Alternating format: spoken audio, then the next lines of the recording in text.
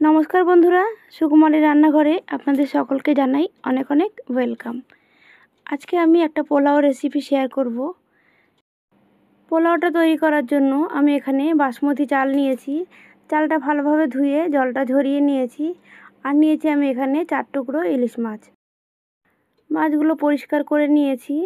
এবার আমি পরিমাণ মতো নুন আর হলুদ মাছের গায়ে মাখিয়ে নেব। দিয়ে দিলাম পরিমাণ মতো নুন হলুদ।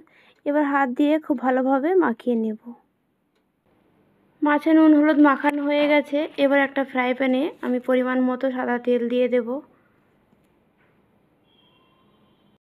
তেলটা খুব ভালো করে গরম করে নিয়েছি। এবার আমি মাছগুলো ভেজে নেব।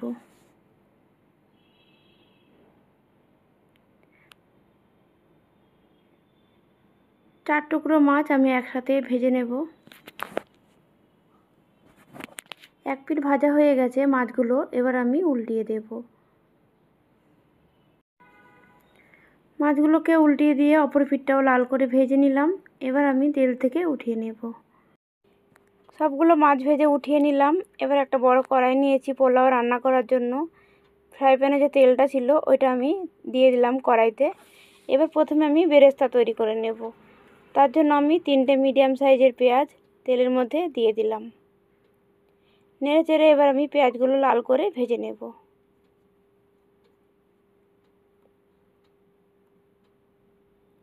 বেরেস্তা ভাজা হয়ে গেছে। এবার আমি তেল ঝরিয়ে উঠিয়ে নেব।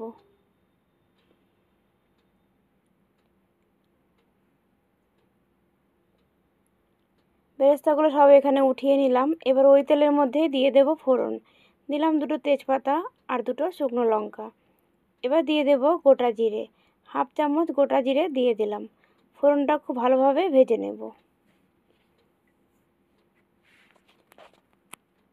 4-5 সেকেন্ডের মতো টাইম লাগিয়ে ফোড়নটা খুব ভালো করে ভেজে নিলাম। এবার আমি দিয়ে দেব পেঁয়াজ কুচি। আবারও এখানে আমি 3টে পেঁয়াজ কুচি দিয়ে দিলাম মিডিয়াম সাইজের। এবার আমি পেঁয়াজগুলো লাল করে ভেজে নেব।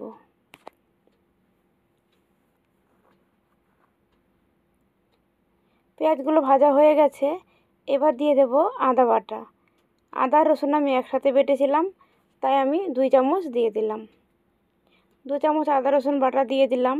এবার আদা রসুনের কাঁচা গন্ধ চলে যাওয়া অবধি পেঁয়াজের সাথে ভাজা করে নেব।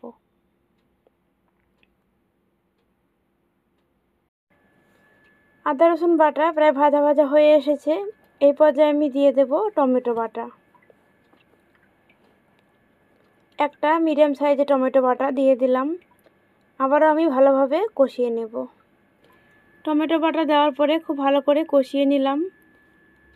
সাইড থেকে তেল ছেড়ে আসছে। এই পর্যায়ে আমি দিয়ে দেব গুঁড়ো মশলা। হাফ চামচ দিয়ে দিলাম আমি এখানে জিরের গুঁড়ো, আর হাফ চামচ হলুদ গুঁড়ো দিয়ে দিলাম, আর দিয়ে দিলাম হাফ চামচ লঙ্কার গুঁড়ো। সমস্ত মশলা খুব ভালো করে মিশিয়ে নিলাম।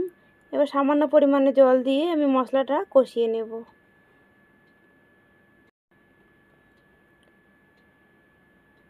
মশলা কষানো হয়ে গেছে। এবার আমি আগে থেকে ভেজে রাখা মাছগুলো দিয়ে দেব। মাছ দেওয়ার পরে মশলার সাথে উল্টিয়ে পাল্টিয়ে মিশিয়ে নেব। আবারও আমি সামান্য একটু জল দিয়ে দিলাম। এবার আমি ঢাকা দিয়ে দেব। ঢাকা দিয়ে গ্যাসের আঁচ মিডিয়ামে রেখে 10 মিনিট রান্না করে নেব। ফিরে এলাম আমি প্রায় 10 মিনিট পরে। এবার আমি মশলা থেকে মাছগুলো উঠিয়ে নেব। যেহেতু আমি মাছগুলো ভাজার সময় নুন হলুদ মাখিয়ে নিয়েছিলাম, তাই আমি এখন আর নুন দিইনি, তাহলে নুনটা বেশি হয়ে যেতে পারে। এবার এই যে মশলা কষিয়ে রেখেছি, এবার এর মধ্যে আমি আগে থেকে ধুয়ে জল ঝরিয়ে রাখা চালগুলো দিয়ে দিলাম। মশলার সাথে চালগুলো মিশিয়ে নিয়ে খুব ভালো করে কষিয়ে নিতে হবে। মশলার সাথে চাল কষানো হয়ে গেছে, আর বেশি কষাবো না, যেহেতু চালটা আগে ধুয়ে জল ঝরিয়ে রাখা ছিল, তাহলে চালগুলো ভেঙে যাবে। এবার আমি জল দিয়ে দেব। একটা বড় গ্লাসের আমি 1 গ্লাস চাল নিয়েছিলাম, তাই ওই সেম গ্লাসেরই আমি এখানে 2 গ্লাস জল দিয়ে দিলাম। দিয়ে খুব ভালোভাবে নেড়ে চেড়ে মিশিয়ে নেব।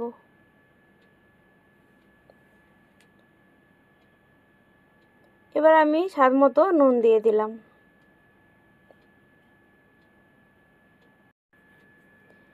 এবার আমি ঢাকা দিয়ে দেব। ঢাকা দিয়ে গ্যাসের আঁচ মিডিয়ামে রেখে আমি 20 মিনিট রান্না করে নেব। ফিরে এলাম আমি প্রায় 20 মিনিট পরে। এবার ওপর থেকে আমি 1 চামচ ঘি দিয়ে দিলাম। ঘি দেওয়ার পর সাইড থেকে একবার হালকা হাতে নেড়ে দেব। চালগুলো কিন্তু এখনও সেদ্ধ হয়নি, 80% সেদ্ধ হয়েছে, এখনও 20% মতন বাকি আছে। এই পর্যায়ে আমি আগে থেকে কষিয়ে রাখা মাছের টুকরোগুলো দিয়ে দেব। 4 টুকরো মাছ আমি দিয়ে দিলাম।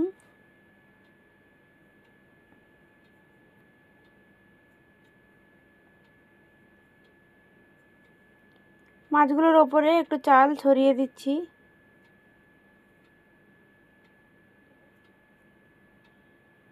এবার দিয়ে দেব ওপর থেকে ভেজে রাখা বেরেস্তাগুলো।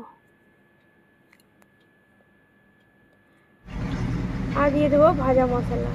ভাজা মশলার মধ্যে আছে জিরে, ধনে, এলাচ, লবঙ্গ, দারচিনি, তেজপাতা, শুকনো লঙ্কা, সব শুকনো খোলায় ভেজে আমি গুঁড়ো করে রেখেছিলাম, ওটা 1 চামচ দিয়ে দিলাম।